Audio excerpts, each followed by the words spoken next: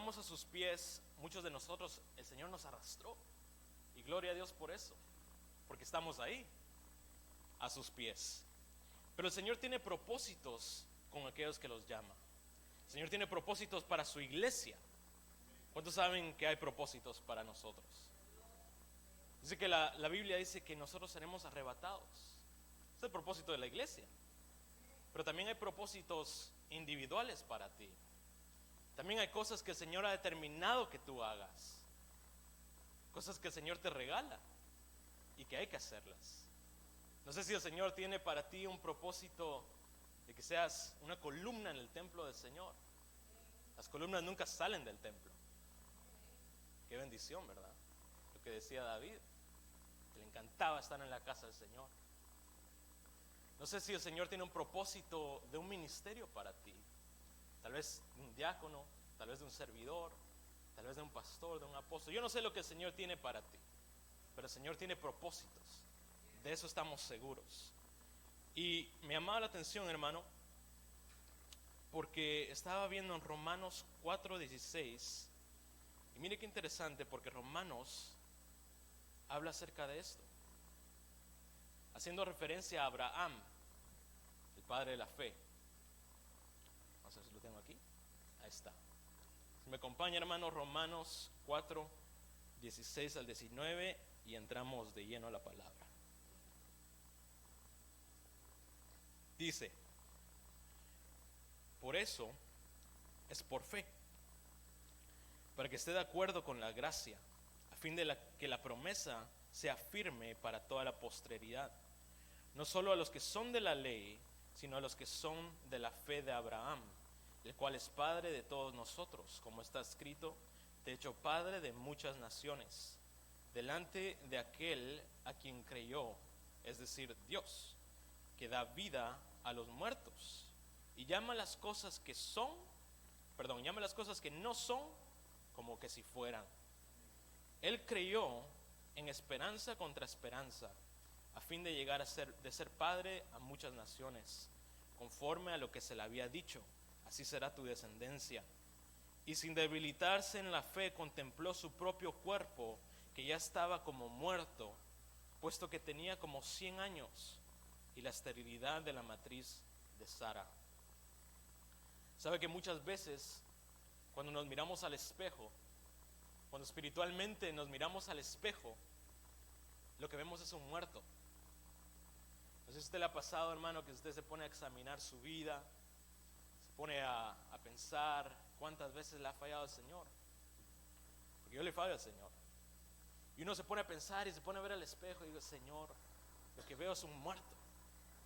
Lo que veo es alguien que casi muerto, así como dice aquí Abraham, que él se consideró casi muerto, casi muerto. Pero sin embargo él creyó en la palabra que el Señor le dio. Él creyó cuando le dijeron: tú vas a ser padre de muchas naciones, a los 100 años. Y viendo a su esposa, que también estaba grande de días, de años, y la esterilidad de su esposa, a pesar de todo esto, él creyó. Él creyó. Y mire por dónde fuimos a dar la gran vuelta para comprobarle por medio de la Biblia que el Señor tenía propósitos para Abraham.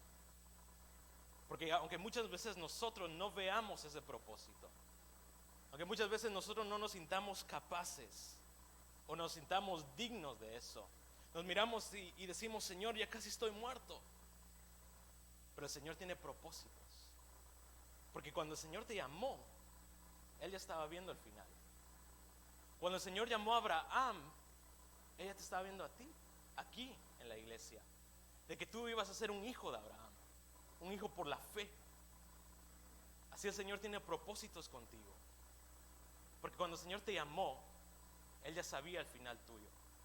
Él ya sabía que tú eras capaz, que tú eres capaz. Entonces el Señor tiene propósitos para nosotros. Pero así como Abraham, él recibió la promesa. Se recuerda de la historia, vino un ángel y le dijo qué es lo que iba a pasar. Y él creyó, él recibió la promesa. Pero él no se quedó así. Él no se quedó de brazos cruzados esperando a ver qué pasaba, esperando a ver si le salía un hijo. de saber ni dónde, ¿verdad? Sino que él tuvo que hacer varias cosas. Hubo un proceso que él tuvo que pasar. Hubieron errores, hubieron desiertos, hubo necesidad, pero al final él llegó. Él llegó a ser el padre de la fe. Así, hermanos, nosotros como cristianos que recibimos la promesa, porque usted cree que el Señor tiene propósitos, ¿verdad? Cuando usted recibe la promesa, es el principio del camino, pero nos queda un camino que recorrer. Y en ese camino debemos de crecer, porque así como Abraham fue de Abraham a Abraham, el Señor lo convirtió en medio del camino. Hubo un crecimiento que Abraham pasó por todas estas cosas. Así como cristianos, sabiendo que hay un propósito aún más grande, debemos de alcanzarlo. Debemos de crecer como cristianos. Y lo bueno es que Dios es quien da el crecimiento. Es el Señor quien nos permite crecer. Pero la pregunta es, ¿cómo crecemos? ¿Cómo es que el cristiano crece? Y estaba viendo aquí, investigando en la palabra del Señor,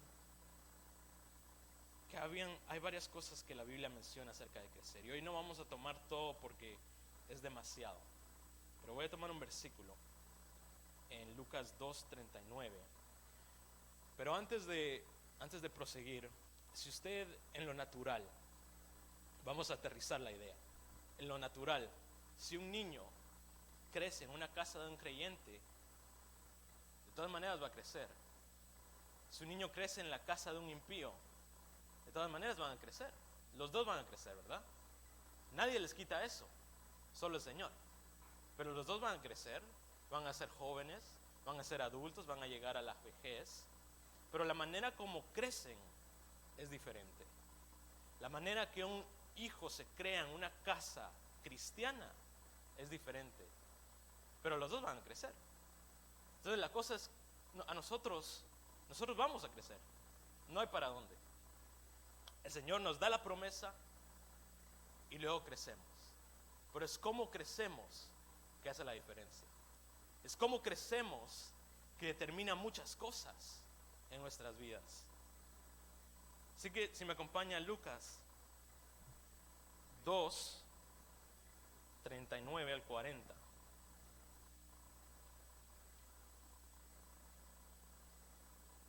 Y le llamé a esta prédica el crecimiento renovado, fortaleza, sabiduría y gracia. En el versículo de Lucas dice: habiendo ellos cumplido con todo conforme a la ley del Señor, se volvieron a Galilea, a su ciudad de Nazaret. Y el niño crecía y se fortalecía, llenándose de sabiduría, y la gracia de Dios estaba sobre él. Muy bien. Entonces, como le digo, hay muchas cosas de las que podemos hablar. Por ejemplo, la Biblia menciona que debemos de crecer en el amor, ¿verdad? ¿Se recuerdan? En el Nuevo Testamento dice que debemos de crecer en amor. Dice que debemos de crecer en gracia, de cual vamos a hablar un poquito el día de hoy. Debemos de crecer en el amor fraternal. Debemos de crecer en conocimiento. Debemos de crecer en fe. Hay muchas cosas en las cuales como cristianos debemos de crecer. Pero enfocándome en este pasaje, enfocándome en el ejemplo más grande que se nos dio, Jesucristo, nuestro Señor, menciona muy pocos versículos de cómo Él creció de niño. Hay como aquí en Lucas, yo creo que del 39 al 52. Es en donde escribe su niñez y su juventud, antes de que empezara el ministerio. Entonces, tomando el ejemplo máximo, vamos a aprender de él. Entonces, las etapas de la edad de Jesús, como un ejemplar nuestro, ¿verdad? Dice que el niño se fortalecía, crecía y se fortalecía, se llenaba de sabiduría y la gracia de Dios estaba sobre él. Fíjese bien cómo lo describe. Entonces, de otra manera podríamos decir, ¿qué es lo que necesitamos como niños espirituales? ¿Qué es lo que necesitan los niños cristianos, hablando espiritualmente? Aquellos que acabamos de recibir al Señor. Necesitamos crecer y fortalecernos. Y el crecer y el fortalecerse está íntimamente vinculados, si lo vamos a ver. Llenarnos de sabiduría y que la gracia de Dios esté sobre nosotros. Y en eso quisiera enfocarme. Entonces vamos a empezar con fortalecernos. Si me acompaña Salmos 1, del 1 al 3. ¿Qué necesita el cristiano para crecer? Ay, Señor, ¿cuántos quieren crecer? Yo anhelo crecer, hermano. Salmos 1 del 1 al 3. Dice: cuán bienaventurado es el hombre que no anda en consejo de los impíos, ni se detiene en el camino de los pecadores, ni se sienta en silla de escarnecedores, sino que en la ley del Señor está su deleite. En la ley medita de día y de noche. Mire lo que dice el 3. Será como árbol firmemente plantado junto a corrientes de agua, que da su fruto a su tiempo, y su hoja no se marchita. En todo lo que hace, prospera. ¿De qué está hablando aquí, hermano? Y esto lo hemos tocado mucho, ¿verdad? Porque la palabra siempre da esta figura de un árbol que está junto al río. ¿Y qué figura tiene el río? Las aguas. La palabra de Dios. La palabra del Señor. Aquí dice que el que está cerca de este río será como un árbol firmemente plantado. El otro día decíamos, trate usted de sacar un árbol firmemente plantado, a ver cómo le va. Aquellos árboles que están allá afuera están grandotes, fuertes, y no están cerca de un río. Obviamente aquí está hablando de la figura espiritual, que es la palabra. Que si uno está cerca de ese río, uno crece fuertemente, uno se fortalece, uno va creciendo fuerte. ¿Cuánto cristiano hay, hermano, que desafortunadamente no tiene ese río cerca de él?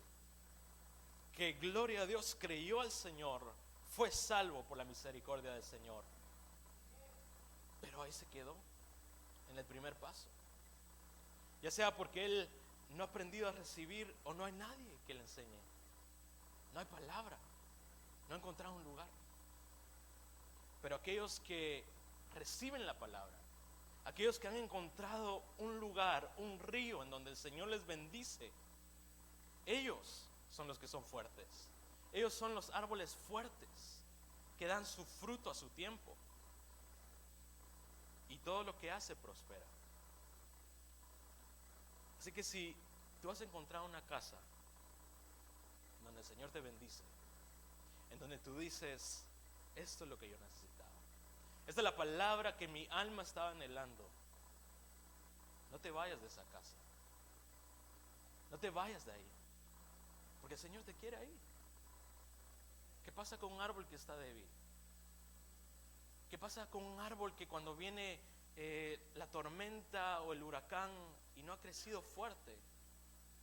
Esos chiquitos, esos niños, son los primeros que se van, espiritualmente hablando, ¿verdad? En la tormenta. Son los primeros que, los más débiles son los primeros que claudican, los primeros que se hieren. Pero cuando tú estás fuerte, cualquier tormenta no te va a sacar. El Señor nos hablaba hoy de que Él es la roca. Tenemos que estar cimentados en la roca por medio de la palabra. El árbol creció porque estaba constantemente cerca del agua, cerca de la palabra. Él crecía, él comía, él se alimentaba, estaba fuerte. El comer palabra. Sigamos, Ezequiel 47, del 9 al 12. Ezequiel 47, del 9 al 12. Yo estoy leyendo la Biblia de las Américas, antigua. Dice: y sucederá que donde quiera que pase el río, todo ser viviente que en él se mueve, vivirá. Y habrá muchos peces, porque estas aguas van allá, y las otras son purificadas. Así vivirá todo por donde pase el río. Y junto a él separarán los pescadores, desde Engadi hasta en Egliam. Habrá un lugar para tender sus redes. Sus peces serán según sus especies, como los peces del mar grande, numerosísimos. Pero sus pantanos y sus marismas no serán purificados, serán dejados para salinas. Junto al río, a su orilla, a uno y otro lado, crecerán toda clase de árboles que den fruto para comer. Sus hojas no se marchitarán, ni faltará su fruto. Cada mes darán su fruto, porque sus aguas fluyen del santuario. Su fruto será para comer y sus hojas para sanar. Ok, ¿de dónde sale el río? Del santuario de Dios. Y si estamos hablando de una figura espiritual, de la palabra, ¿de dónde sale la palabra? De la casa del Señor, del templo de Dios. De ahí salen ríos que fluyen para ti. Pero tenemos que estar situados a la orilla de ese río, para que seamos como estos árboles. Entonces desde acá, desde la casa del Señor, desde donde se glorifica al Señor, desde donde el Señor posa su presencia, de ahí sale la palabra, de ahí sale el río, de ahí sale lo que necesitamos para crecer. Entonces hay muchas maneras de recibir palabra, y gloria a Dios porque el Señor habla de muchas maneras. Pero en la casa del Señor, en el santuario de Dios, ahí va a fluir la palabra. Ahí es donde tenemos que estar situados para crecer, para dar nuestros frutos a su tiempo. Un fruto de fe. ¿Para cuándo se necesitará un fruto de fe? ¿Para cuándo se necesite la fe? Para la prueba. Para cuando las cosas se vean malas. A su tiempo da el fruto de fe. Para cuando uno necesita un fruto de paz. Cuando alguien le está al brinco. Cuando hay pelea, cuando hay riñas.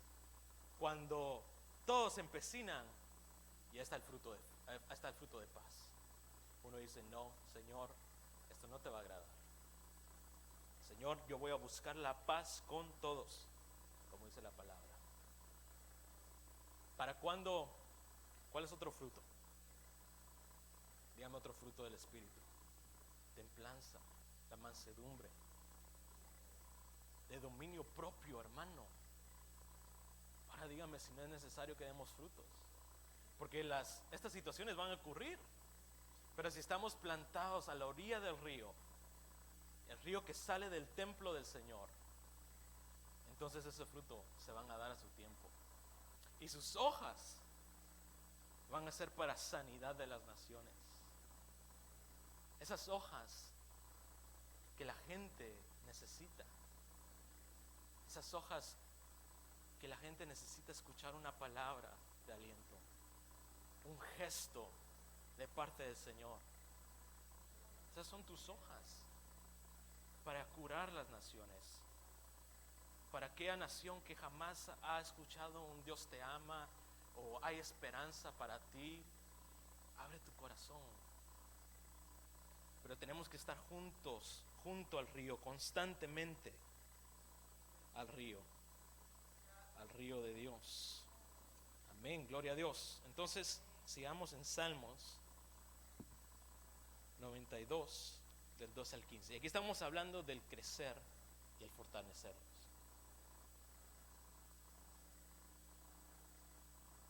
Salmos 92, del 12 al 15. Tengo la nueva traducción viviente.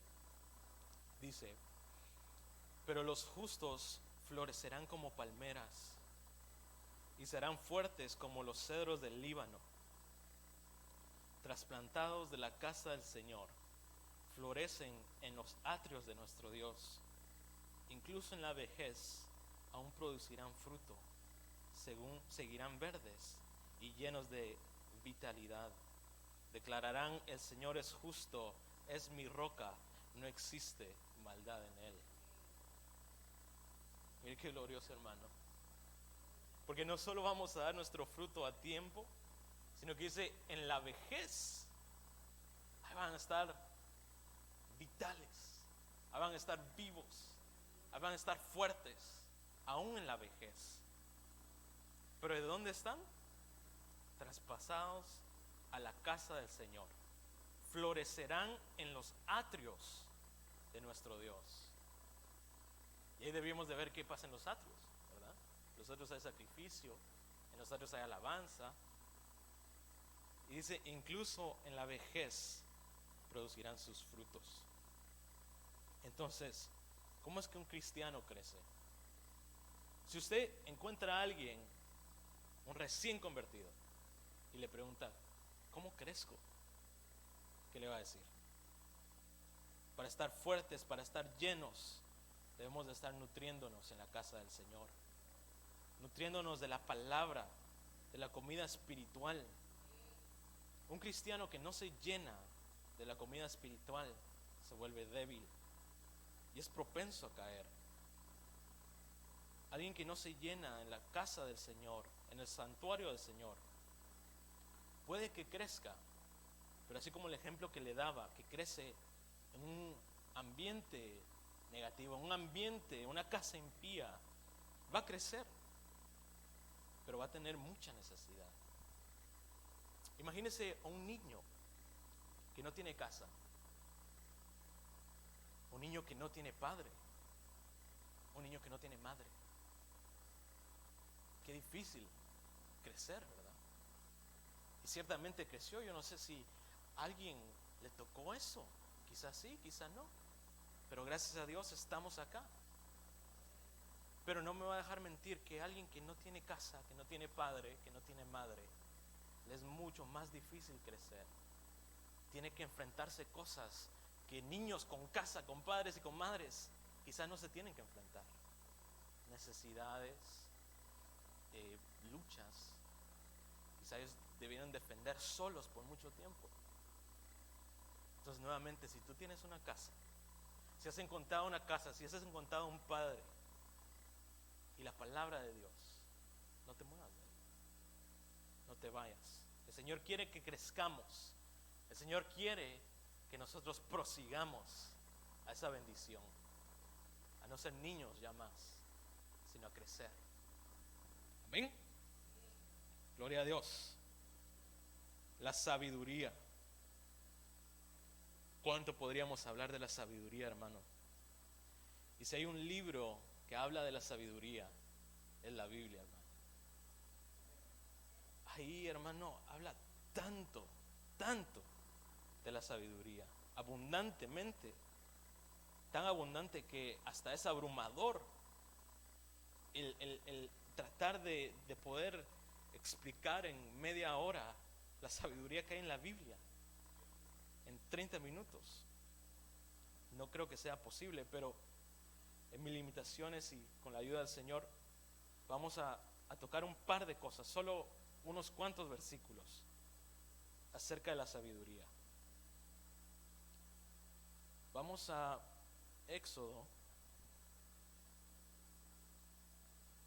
36 del 2 al 4. Entonces Jesús se fortalecía y crecía en sabiduría. Éxodo 36 del 2 al 4 dice: entonces llamó Moisés a Bezaleel y a Oholiab, de toda persona hábil en quien el Señor había puesto sabiduría, y a todo cuyo corazón le impulsaba a venir a la obra para hacerla.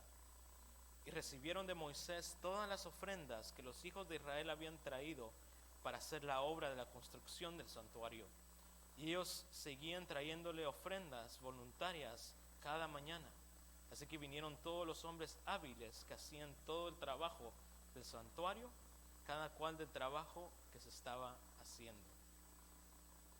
Buscaba yo la palabra sabiduría en la Biblia y me voy dando cuenta que en el Pentateuco, en el antiguo tiempo, a cada hombre que el Señor levantó, siempre hay una palabra, siempre hay un versículo que dice: el Señor derramó sobre él el espíritu de la sabiduría. A Moisés lo mencionó, a Josué, a Salomón, a Daniel, a Esdras y a estos hombres de acá, a Bezaleel y a Oholiab. Si usted se recuerda, lo que estaban haciendo acá es que el Señor le da una visión a Moisés acerca del templo. Pero también no solo le da la visión, sino que también le da a los hombres para que ellos pudieran obrar en la casa del Señor, para que ellos pudieran hacer la obra artífice que era necesaria para hacer el templo, para hacer las estacas, para hacer el arca del pacto. El Señor derramó sabiduría sobre ellos para que hicieran la obra. Entonces, si el Señor te encomienda una obra, Él no te va a dejar a la deriva, sino que Él proveerá la bendición para hacer lo que Él te encomienda. Así que si tú estás deseando en tu corazón servirle al Señor de la manera como Él se lo merece, estás en un buen lugar para que el Señor derrame su sabiduría. Si en tu corazón está el deseo de servirle al Señor, si en tu corazón está el deseo de hacer lo mejor para el Señor, estás bien posicionado para que el Señor se dé cuenta y dice: no, Él necesita sabiduría. Y Él derrama sabiduría para hacer la obra. Él derramó sabiduría sobre Moisés para liberar a su pueblo, a Josué para entrar a la tierra, a Daniel, a Esdras para reedificar, a todos ellos, porque había algo que hacer. Entonces, para hacer la obra del Señor, definitivamente, hermano, necesitamos sabiduría. Para vivir, yo necesito la sabiduría del Señor. ¿Cuánto más para la obra de Dios? Pero si tú decides en tu corazón hacer esa obra, esforzarte, el Señor va a derramar sabiduría. Y vas a saber cómo, y vas a saber cuándo, y vas a saber por qué. Pero el Señor viene esa sabiduría. El Señor derrama sabiduría a aquel quien le quiere servir debidamente. Sigamos en Proverbios 2:1. Entonces la sabiduría es necesaria para crecer y viene del Señor. ¿Cómo la recibimos? Queriendo hacer las cosas de la manera que el Señor quiere. Proverbios 2, del 1 al 10. Mira qué tremendo esto, hermano. Hijo mío, si recibes mis palabras y atesoras mis mandamientos dentro de ti, da oído a la sabiduría, inclina tu corazón al entendimiento, porque si clamas a la inteligencia y alzas tu voz al entendimiento, si la buscas como a plata y la procuras como tesoros escondidos, entonces entenderás el temor del Señor y descubrirás el conocimiento de Dios, porque el Señor da sabiduría. Esto es importante, de su boca viene el conocimiento y la inteligencia. Él reserva la prosperidad para los rectos, es escudo para los que andan en integridad. Guarda las sendas del juicio y preserva el camino de sus santos.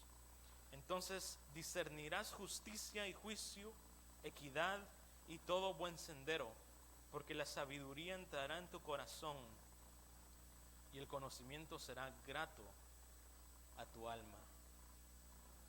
Mire qué lindo, hermano, porque hoy el Señor nos confirmaba esta palabra por medio de lo que nos compartía nuestra pastora Mónica, de que el Señor habla. El Señor ciertamente está hablando, constantemente está hablando, Pero ¿qué era lo que decía ella? Que necesitábamos abrir nuestros oídos, que necesitábamos recibir la palabra. Aquí dice que Dios da la sabiduría, y si Él la da, ¿cómo la recibimos? ¿Cómo hacemos para recibir la sabiduría que Dios tiene para nosotros, la cual necesitamos? Dice que de su boca sale sabiduría. Y si de su boca sale sabiduría, si de su boca está si de su boca está el lugar donde sale la sabiduría, ¿qué es lo que necesitamos nosotros? ¿Cuál es el receptor de esa sabiduría? El oír, el abrir tu corazón. Porque el Señor da, pero es parte de nosotros, es nuestro deber el recibirla. Sale de su boca, salen palabras de su boca, pero nosotros debemos de escuchar. Mire lo que dice acá, Proverbios 22, del 15 al 18.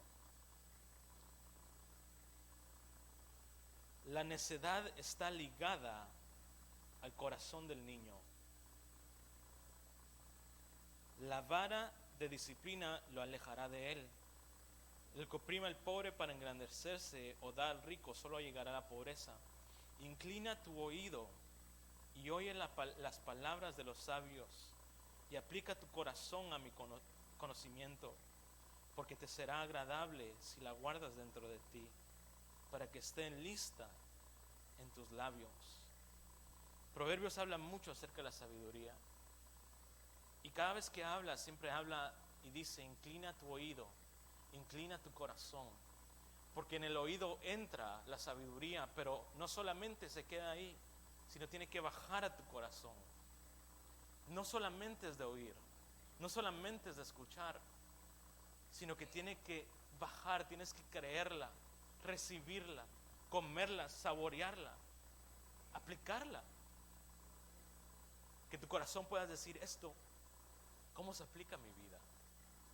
¿Qué es lo que puedo aplicar de esta palabra a mi vida? De lo que hice ayer, de lo que estoy pensando hacer. Ese es recibir la palabra. Y dice acá: porque te será agradable si la guardas dentro de ti, para que estén listos tus labios. Mucha gente habla sin sabiduría, porque nunca le dieron paso a la sabiduría en su corazón. Nunca le dieron paso a la sabiduría en sus oídos. Y cuando toca hablar, hablan sin sabiduría. Miramos lo que dice Job 28, del 20 al 28, hablando de la sabiduría.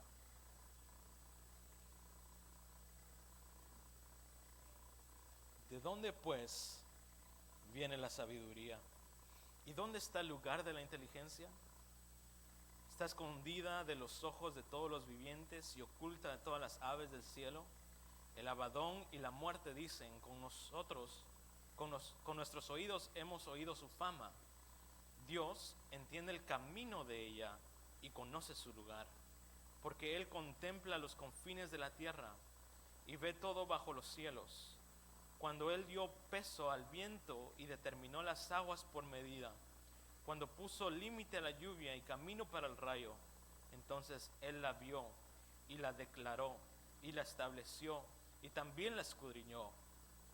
Y le dijo al hombre, Dios le dijo al hombre: he aquí, el temor del Señor es sabiduría, y el apartarse del mal, inteligencia. Mire qué lindo esto, hermano. Esto es muy importante, porque así como Dios da la sabiduría, porque Él quiere que crezcas en sabiduría, Él la otorga y la regala a los hombres, pero nosotros tenemos la responsabilidad de mantener, no solamente de recibir, sino de mantener esa sabiduría, de cuidar esa sabiduría. ¿Y cómo hacemos eso? Aquí dice: ¿qué no es la sabiduría? el temor del Señor. O sea que lo opuesto, el no tener temor del Señor, es lo contrario, es la necedad, es la insensatez.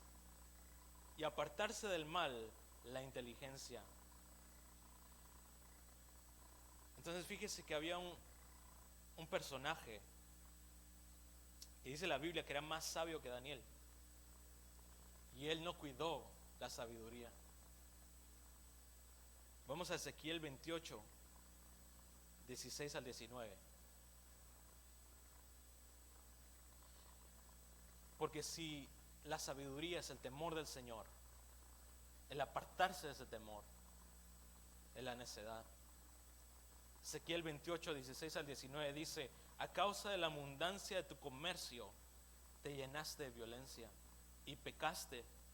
Yo pues te he expulsado por profano del monte de Dios y te he eliminado, querubín protector, de en medio de las piedras de fuego.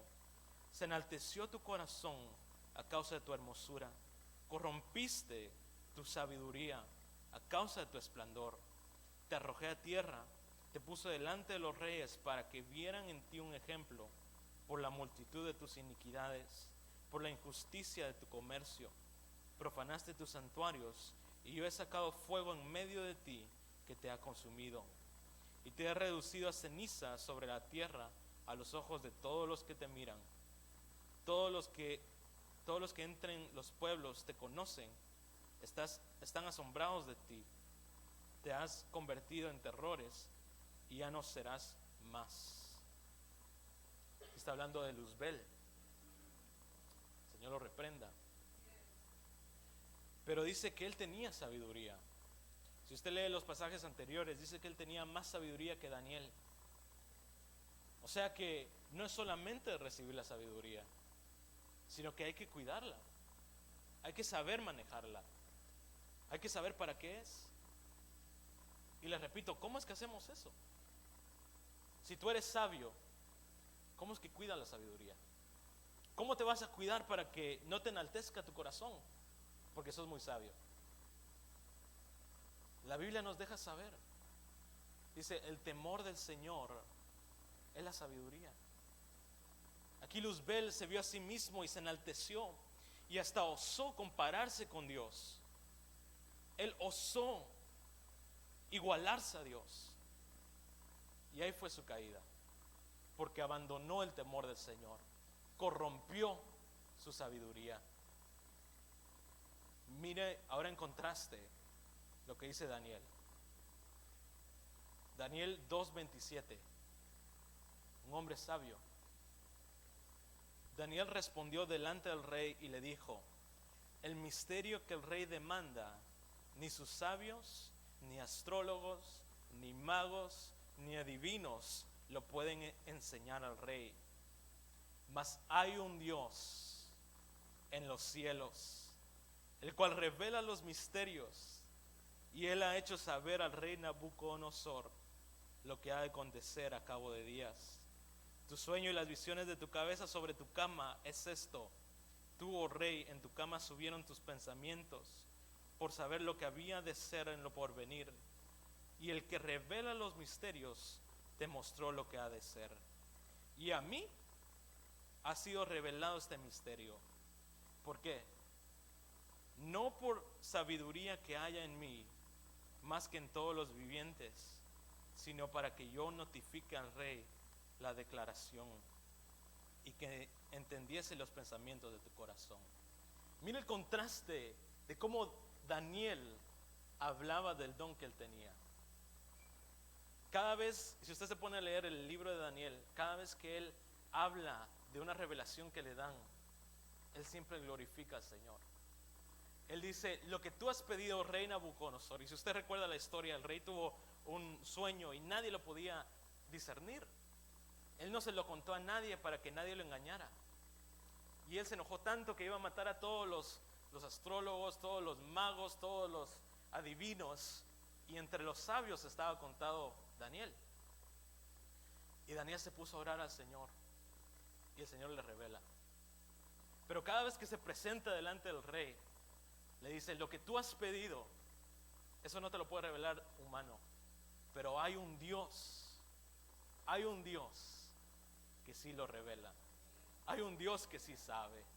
Hay un Dios, no porque yo tenga mucha sabiduría, dice Daniel, más que los demás, sino porque Dios quiso que tú supieras. Ve el contraste de cómo Daniel manejaba su sabiduría a cómo lo manejó Luzbel. Luzbel perdió el temor del Señor y se enalteció. Daniel se humillaba delante del Señor y delante de los reyes declaraba la grandeza de Dios. Mire qué lindo, hermano, qué bonito.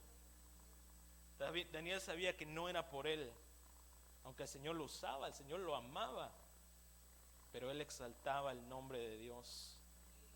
Qué hermoso, ¿verdad? Ok, esto es importante, el temor del Señor con la sabiduría, porque vamos a retomar Lucas 2. Ahora vamos a hablar de la gracia. Lucas 2, 41 a 52. El temor del Señor es la sabiduría.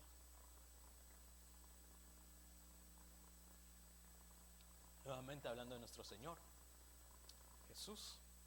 Dice, sus padres acostumbraban ir a Jerusalén todos los años a la fiesta de la Pascua. Y cuando cumplió 12 años, subieron allá conforme a la costumbre de la fiesta. Y al regresar ellos, después de haber pasado todos los días de la fiesta, el niño Jesús se quedó en Jerusalén sin que lo supieran sus padres. Y suponiendo que iba en la caravana, anduvieron camino de un día y comenzaron a buscarle entre los familiares y conocidos. Y al no hallarle, volvieron a Jerusalén buscándole. Y aconteció que después de 3 días le hallaron en el templo. Ok, aquí vamos a parar. ¿En dónde estaba Jesús? ¿En dónde crece un niño? Espiritualmente hablando. En el templo. Señor Jesús sabía que era hijo de Dios. Para él no tenía duda. Él no tenía duda. Entonces dice, ¿en dónde está mi lugar? ¿Dónde está el lugar de los niños espirituales? En el templo de Dios. En el templo del Señor. ¿En dónde crecen los árboles? En el templo del Señor. ¿En dónde vamos a crecer? Entonces Jesús entendió que ahí era su lugar. Y es más, le dice a sus padres que acaso no sabían que era necesario para mí estar en la casa de mi Padre. Entonces dice que estaba sentado en medio de los maestros, escuchándoles y haciéndole preguntas. ¿Qué estaba haciendo el Señor? Estaba escuchando en la casa del Señor, recibiendo sabiduría. Pero ahora Jesús conocía todas las cosas. Jesús es Dios. Pero él así escuchaba a los fariseos, los escuchaba hablar. Y dice que todos se maravillaban por el entendimiento que él iba. Entonces él también hablaba, pero no los refutaba. Por lo menos así dice aquí la Biblia. La Biblia no dice que los refutaba. Ahorita no, porque el Señor conocía su tiempo. El Señor conocía que no era el tiempo del Mesías, que no era el tiempo de que el Mesías fuera mostrado, sino que tenía que esperar. Pero él escuchaba, él estaba en la casa. Me imagino, hermano, a nuestro Señor pensando, ¿y estos qué doctrina tendrán? Me imagino preguntándoles, ¿verdad? Tratando de discernir sus pensamientos o sus creencias. ¿Y estos de dónde sacaron esto? El Señor les preguntaba, pero él escuchaba sabiduría, él recibía. Él no se enfatuaba siendo el Hijo de Dios. Y todos los que le oían estaban asombrados de su entendimiento y de sus respuestas. Cuando sus padres le vieron, se quedaron maravillados. Y su madre le dijo, hijo, ¿por qué nos has tratado de esta manera? Mira, tu padre y yo hemos estado buscándote, llenos de angustia. Entonces él les dijo, ¿por qué me buscabais? ¿Acaso no sabíais que me era necesario estar en la casa de mi padre? Pero ellos no entendieron las palabras que él les había dicho. Y miren el 51.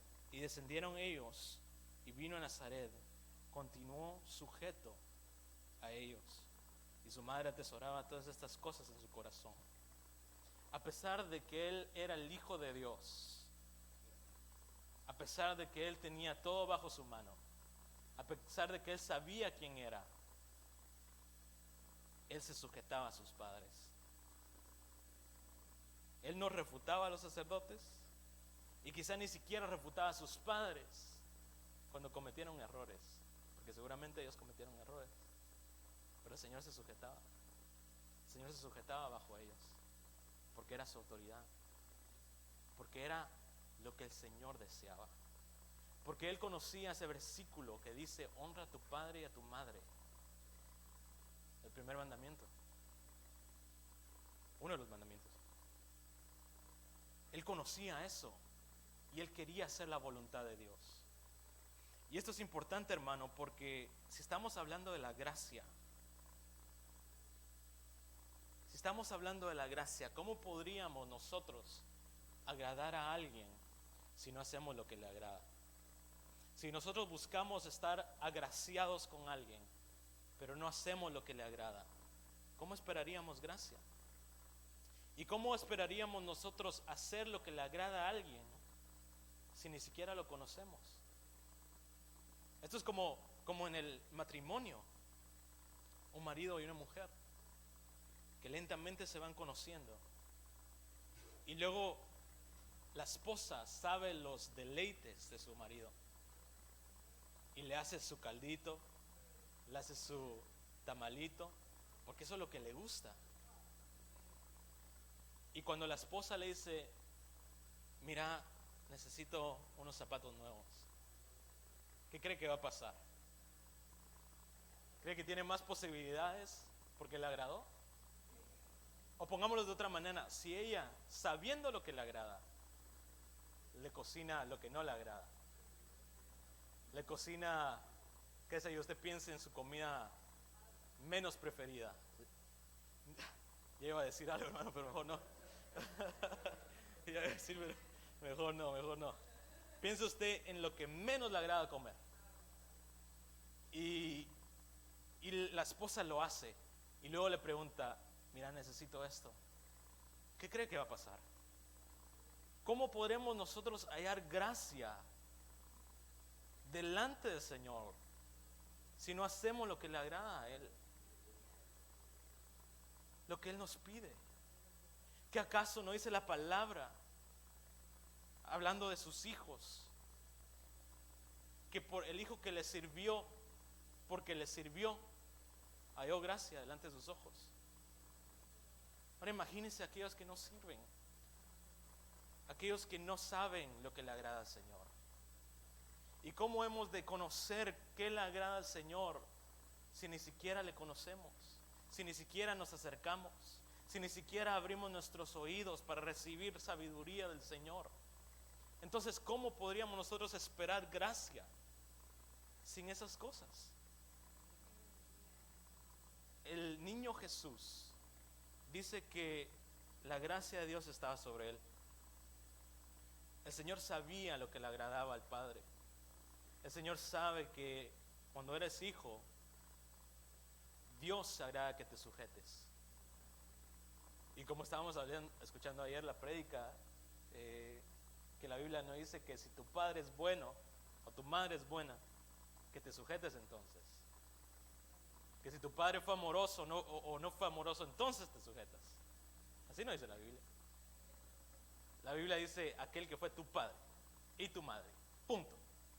A ellos sujétate, a ellos sujétate. En lo espiritual, a ellos sujétate. Quizá van a haber situaciones en las cuales tú no entiendes, tú no sabes por qué se toman las decisiones.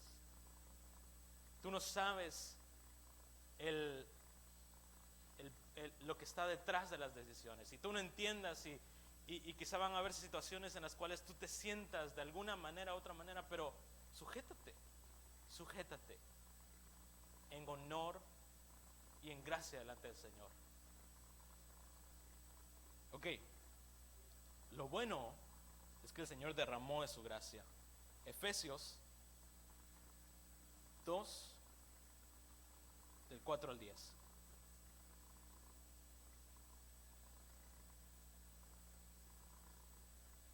Pero Dios, que es rico en misericordia, por causa del gran amor con que nos amó, aun cuando estábamos muertos en nuestros delitos, nos dio vida juntamente con Cristo. Por gracia habéis sido salvos. Y con Él nos resucitó. Y con Él nos sentó en lugares celestiales en Cristo Jesús, a fin de poder mostrar en los siglos venideros las sobreabundantes riquezas de su gracia, por su bondad, para con nosotros en Cristo Jesús. Porque por gracia habéis sido salvos, por medio de la fe. Y esto no de vosotros, sino que es don de Dios, no por obras, para que nadie se gloríe. Porque somos hechura suya, creados en Cristo Jesús, para hacer buenas obras, las cuales Dios preparó de antemano para que anduviéramos en ellas. Y regreso al principio de la prédica, en donde Dios derrama de su gracia para con nosotros por medio de Cristo Jesús, haciendo de nosotros una criatura nueva. Y si somos criatura nueva, hubo un nacimiento nuevo. Y si hubo un nacimiento nuevo, hubo un comienzo nuevo.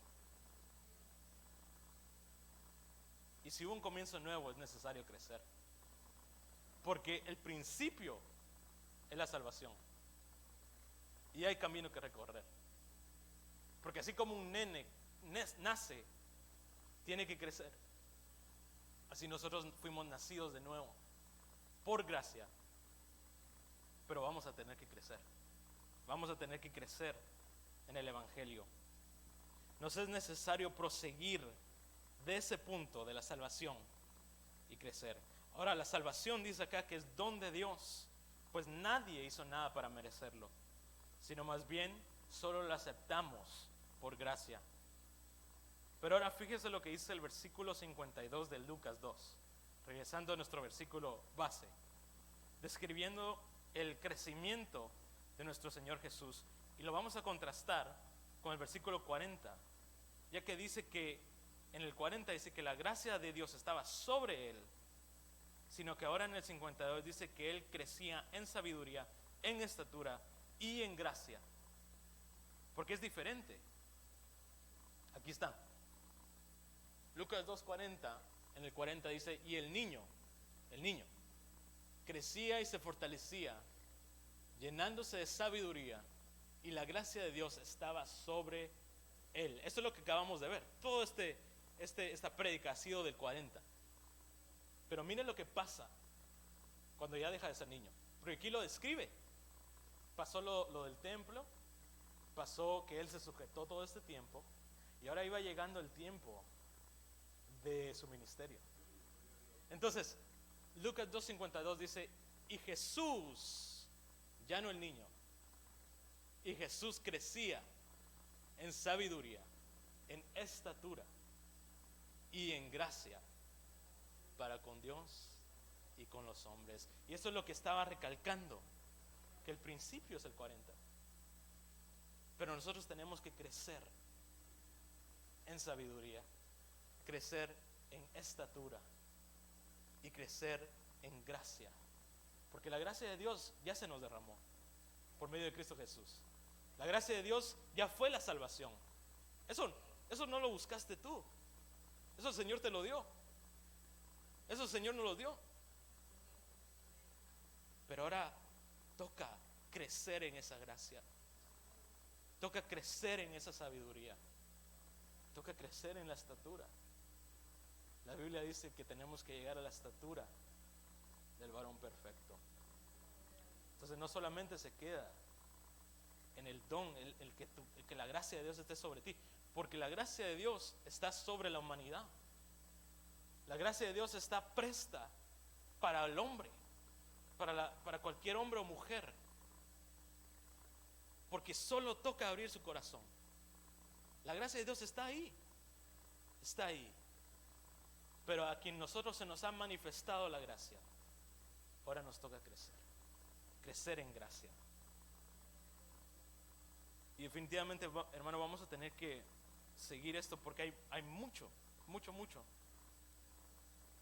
Porque todo lo que hablamos hoy solo es del 40. Tendríamos que ver cómo es que nosotros crecemos en estatura, cómo es que nosotros crecemos en sabiduría. Entonces, terminando con la gracia, en el capítulo que el apóstol Pedro mencionaba, en 2 de Pedro 1:2, y con estos termino. 2 de Pedro 1:2. Dos veces menciona el apóstol Pedro. Aquí tengo los dos, 2 de Pedro 1:2 y 2 de Pedro 3, del 16 al 18. Dice: gracia y paz os sean multiplicadas. Ok, tenemos que crecer en gracia. ¿Pero cómo? Gracia y paz sean multiplicadas en el conocimiento de Dios y de Jesús nuestro Señor. 2 de Pedro 3, 16 al 18. Asimismo, en todas sus cartas habla en ellas de esto, en los cuales hay algunas cosas difíciles de entender. Pedro hablando de lo que escribía Pablo. Pero ahora fíjese bien, dice que los ignorantes e inestables tuercen, como también tuercen el resto de las escrituras para su propia perdición. Por tanto, amados, sabiendo esto de antemano, estad en guardia, no sea que seáis arrastrados por el error de los hombres libertinos, caigáis de vuestra firmeza. Antes bien, creced en la gracia y el conocimiento de nuestro Señor Jesucristo. A Él sea la gloria, ahora y hasta el día de la eternidad. Amén. Entonces mire cómo Pedro describía el crecimiento de la gracia. Es interesante porque aquí él contrasta lo opuesto. Él dice: no se pierdan por las cosas libertinas que hombres tuercen la palabra, sino más bien creced en gracia en el conocimiento de Dios. ¿Cómo vamos a discernir que alguien tuerce la palabra si no es conociendo al Señor? Conociendo lo que el Señor escribió en su palabra, para que cuando alguien más te venga con otro cuento, no le creas, tú disciernas eso. Y así vamos a crecer en gracia. Crecer en gracia en el conocimiento de Dios y Jesús nuestro Señor. Y voy de regreso a lo que mencioné antes. ¿Cómo vamos a nosotros poder crecer en gracia si no hacemos lo que le agrada al Señor? ¿Y cómo vamos a conocer lo que le agrada al Señor si ni siquiera lo conocemos? Por eso Pedro dice acá: crezcamos en conocer al Señor, para poder hacer las cosas que le agrada al Señor, para así poder tener gracia, para así poder agradarle al Señor, para que así tocar el corazón del Señor. Y cuando el Señor diga: este hijo, esta hija mía me falló, pero yo recuerdo lo que él hacía, yo recuerdo que un día él me agradó, yo recuerdo que un día yo le di sabiduría y él me glorificó en medio de todo el pueblo.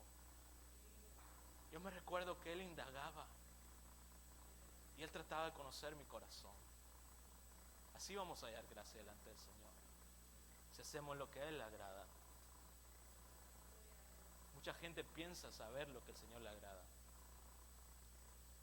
pero es en la Biblia, es en la palabra que conocemos lo que al Señor verdaderamente le agrada, por medio de su Espíritu, no por lo que nosotros pensamos o hagamos hecho, sino conociendo verdaderamente al Señor.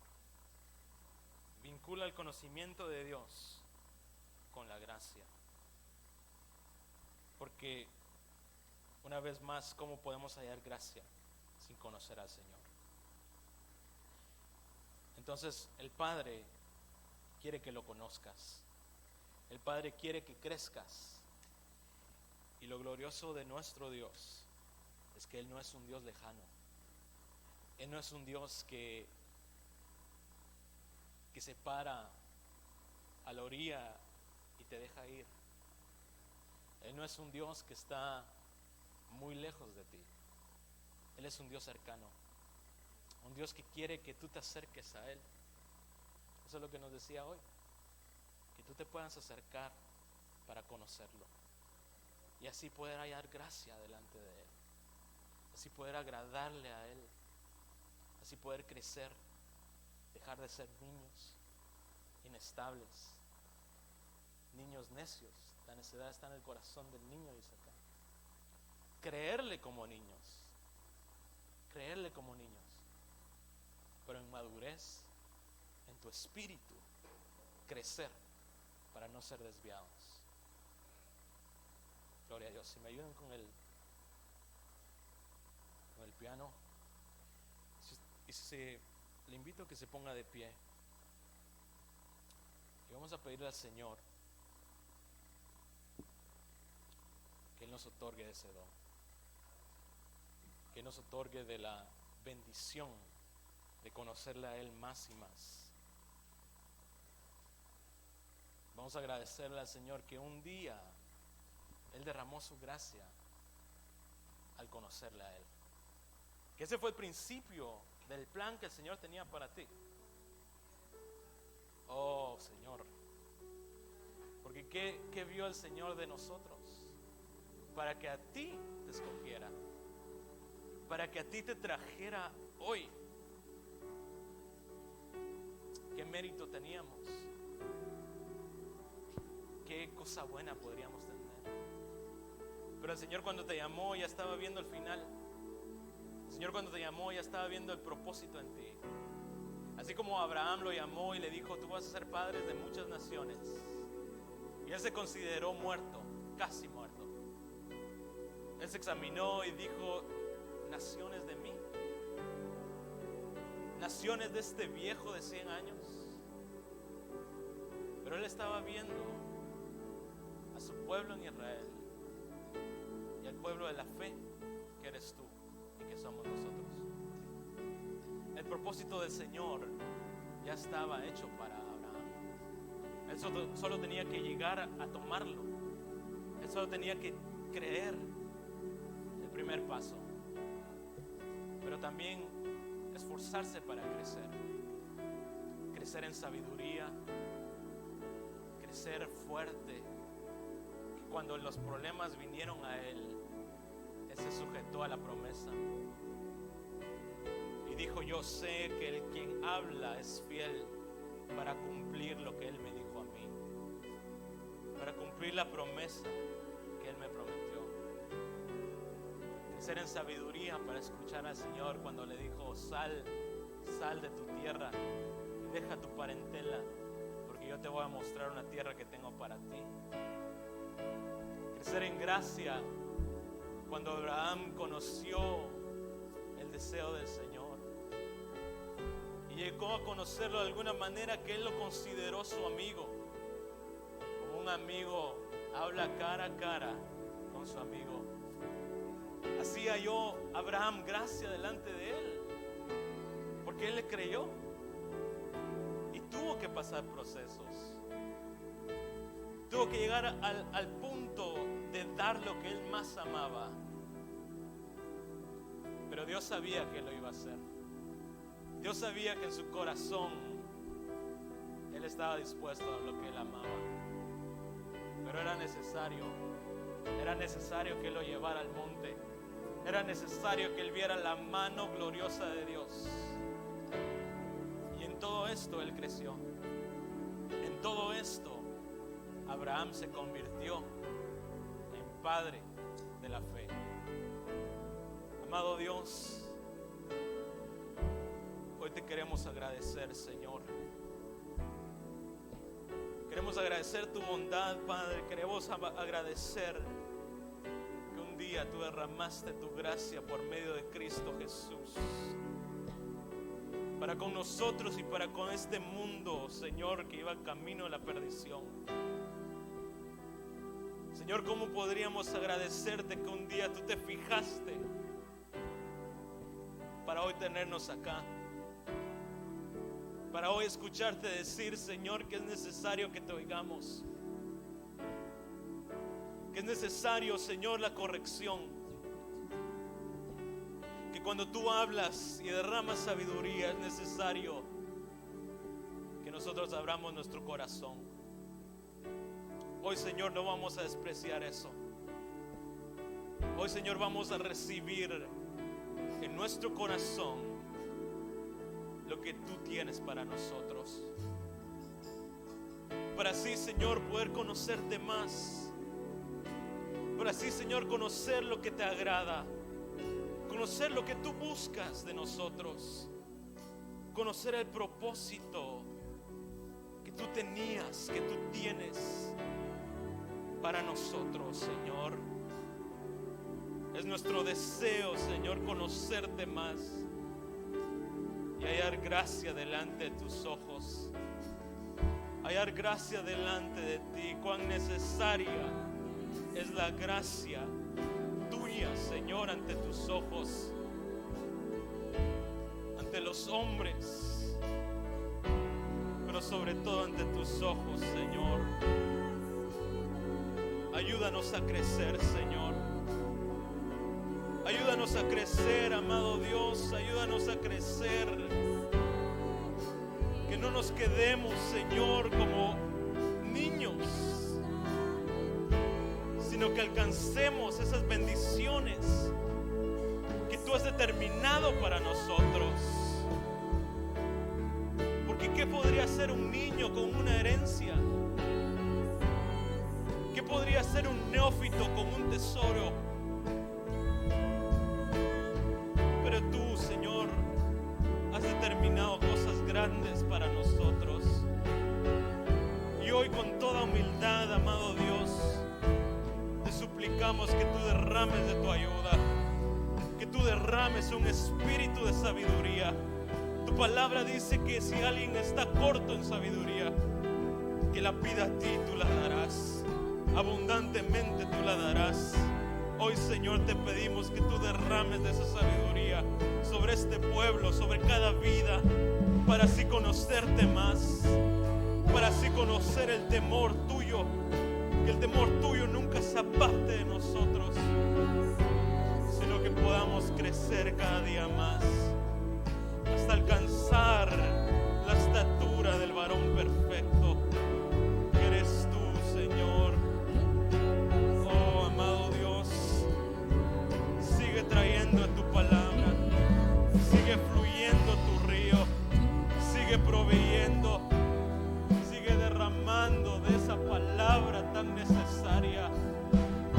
Oh, Señor, oh Padre, pon en nosotros un corazón dócil para escuchar de ti. Pon en nosotros unos oídos dóciles, sensibles, para nunca despreciar tu palabra. Porque nos es necesario crecer. Oh, amado Dios, yo sé que tú eres quien da el crecimiento. Y nos ponemos en tus manos para que tú, Señor, nos hagas crecer a tu tiempo, conforme a tu propósito perfecto. Nuestro deseo es crecer, Señor. Damos a ti toda la gloria, todo honor, Señor, porque estas son cosas preciosas que tú derramas. Yo te doy gracias, amado Dios. Gracias por lo que tú estás haciendo. Gracias porque vamos a ver cosas grandes. Vamos a oír cosas grandes, Señor. Porque si tú lo has determinado, Padre, solo ayúdanos a crecer, Señor, a ser capaces de recibir esa bendición. Y que el fin de todo sea agradarte más a ti, Señor. Hallar gracia delante de tus preciosos ojos. Que tú te agrades de este pueblo. Que tú te agrades de tus hijos. Hijos entendidos, hijos sabios, hijos que no despreciaron tu palabra, hijos que conocen el corazón de Dios.